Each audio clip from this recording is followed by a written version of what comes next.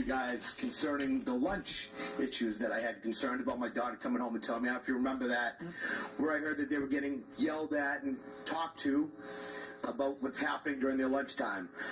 Well, I was told that then none of that happens and blah, blah, blah, and I got a lot of lip service, and no, that's not really happening yet. I continue to hear from her friends, this is happening.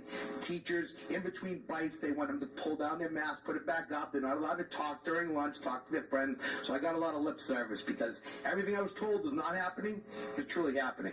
Not to tell me my daughter's a liar. So, with that being said, I have a question for you, Dr. Costa. Okay, do you believe that the masks work? Because I listened to you read off a whole bunch of statistics, and I asked you, personally, do you believe that the masks work? So, I've actually had the conversations with our school nurses and first responders. What we're finding is that the kids are not we're not seeing clusters in classrooms. That most students who are becoming positive, it's coming from outside of the school.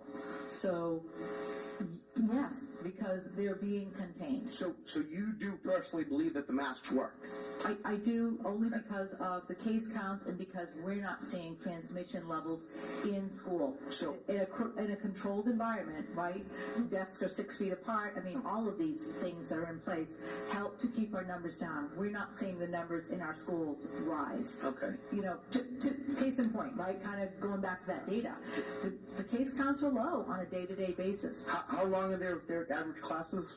What's that? In 7th grade, how long are their average classes? 35, 45 minutes per class to sit next to the same person? I'm going to say, I think they're 45, 50. 40, okay. That's my guess. So, with you, the fact that you believe in it means you practice what you preach outside, right? Yeah. Okay, you do, right?